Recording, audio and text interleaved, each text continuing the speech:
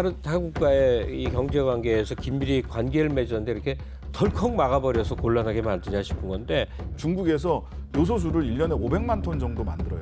이거는 경제적인 논리 이외에 실은 정치 외교적인 논리가 작동하고 있을 수 있다라는 점이 단순히 산업과 경제의 논리로만 풀리지 않아요. 예. 근데 정치 외교적인 문제를 풀어야 산업과 경제의 문제도 같이 풀리는 게 중국과의 관계입니다.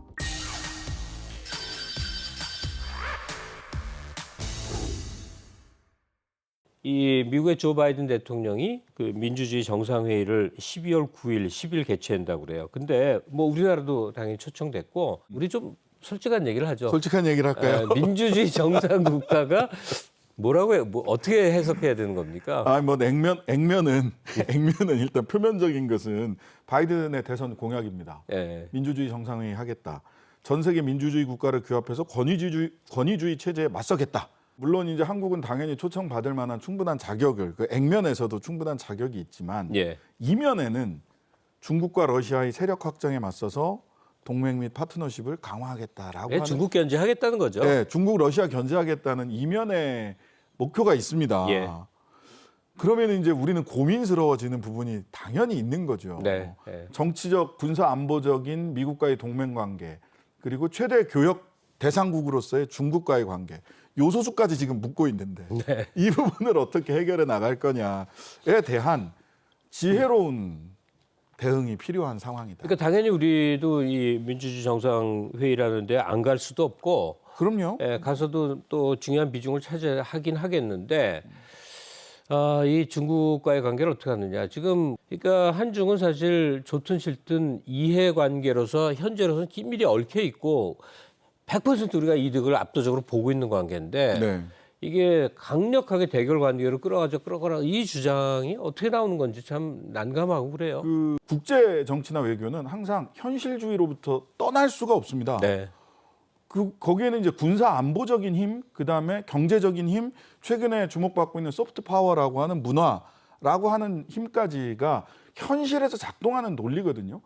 그러면 저는 냉정하게 미국과 중국 사이에서 등거리 외교를 하지 않는다면 우리 굉장히 어려워집니다. 근데 이런 등거리 외교가 가능해진 건 한국의 국력이 높아졌습니다. 그렇기 바로 그게 때문에 배경인 거죠. 예. 양쪽에 줄을 쥐고 이쪽을 당겼다가 저쪽을 당겼다가 조절할 수 있는 힘이 우리한테 있는데 무작정 어느 한쪽으로 가야 된다. 무작정 어느 한쪽은 배척해야 된다.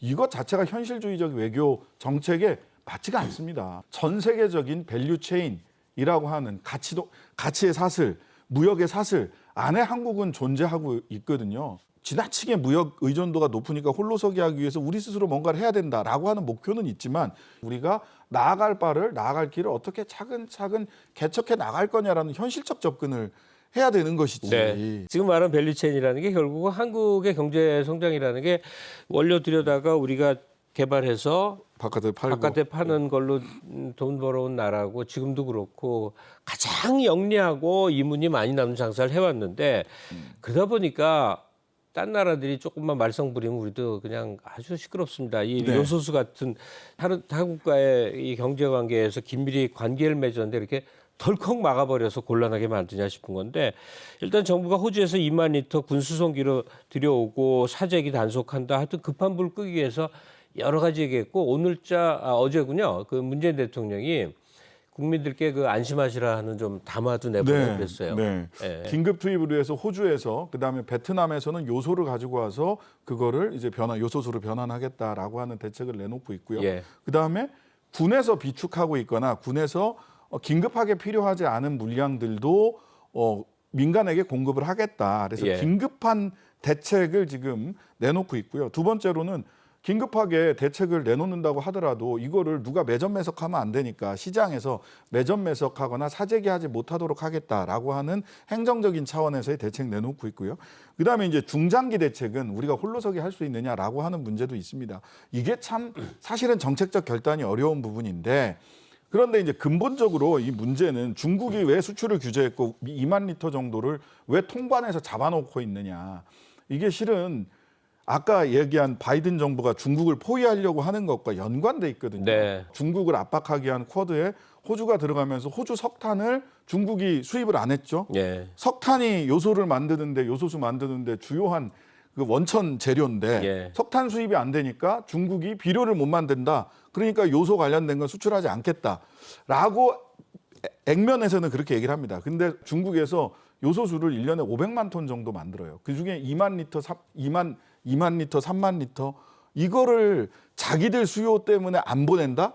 이거는 경제적인 논리 이외에 실은 정치 외교적인 논리가 작동하고 있을 수 있다라는 점이 오히려 우리가 막 어떻게 만들까 보다 더 근본적으로 해결해야 될 과제입니다. 예. 단순히 산업과 경제의 논리로만 풀리지 않아요. 예. 근데 정치 외교적인 문제를 풀어야 산업과 경제의 문제도 같이 풀리는 게 중국과의 관계입니다.